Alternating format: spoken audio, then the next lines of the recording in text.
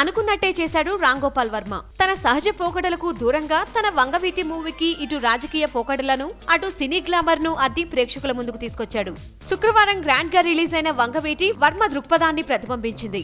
ఇక బ్రీఫ్ గా స్టోరీలోకెళ్తే 1970 ప్రాంతాల్లో బెజవాడలో నాటి వంగవీటి రంగా రాజకీయ ప్రస్థానం, ఆ తర్వాత అతని పరిణతి, తన ప్రత్యర్థుల చిత్తులను ఎలా ఎదుర్కొన్నాడన్న దానిపై కథ సాగింది.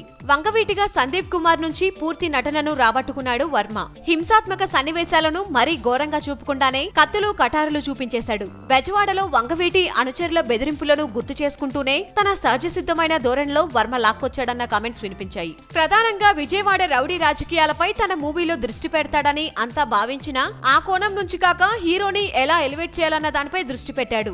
పాటలకు పెద్దగా ప్రాధాన్యం ఇవ్వకుండా స్టోరీ గురితప్పకుండా సాగింది.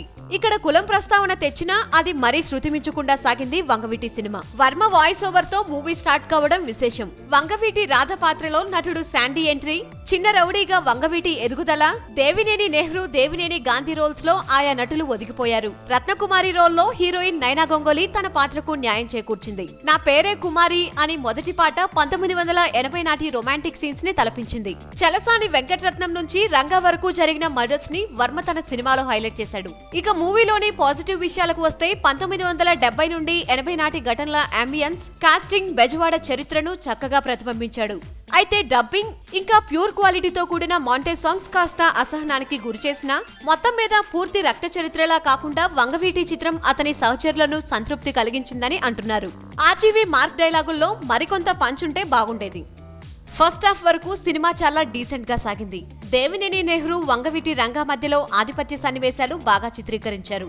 ఆర్జీవీ వాయిస్ ఓవర్ తో మొదలైన వంగవీటి సినిమా క్లోజింగ్ కూడా అతని వాయిస్ ఓవర్ తోనే ముగుస్తుంది. ఆసక్తికర సన్నివేశాలకు బ్యాక్గ్రౌండ్ స్కోర్ చాలా బాగుంది. సినిమా మొత్తం రాజకీయ కోణంలో సాగుతుంది. రెండు కుటుంబాల మధ్య పగలు తారాస్థాయికి చేరేలా చూపించాడు. వంశీకృష్ణ దేవినేని మురళీ పాత్రలో అద్భుతంగా నటించాడు. మొత్తంగా చెప్పాలంటే ఒక ప్రాంతానికి చెందిన కక్షలు, హత్యల నేపథ్యంలో సాగిన చిత్రం. కొంచెం రాజకీయాలు ఇంట్రెస్టింగ్ గా ఉన్న వారికి ఆసక్తిగా అనిపిస్తుంది.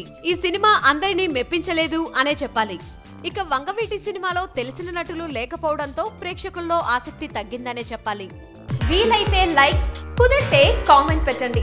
ఇలాంటి ఇంట్రెస్టింగ్ బ్రేకింగ్ బిగ్ న్యూస్ మాకు తెలిసిన వెంటనే మీకు తెలియజేస్తాం. దీనికి మీరు చేయవలసిందల్లా ఇక్కడ కనిపిస్తున్న సబ్స్క్రైబ్ బటన్ ని నొక్కి సబ్స్క్రైబ్ అవ్వండి. అండ్ ఇంకో విషయం, పక్కనే ఒక గంట సింబల్ కనిపిస్తుంది కదా, దాన్ని నొక్కారనుకోండి మేం చేసే వీడియో అప్డేట్స్, నోటిఫికేషన్స్ అన్నిటితో మీ డివైస్లో వాలిపోతాం.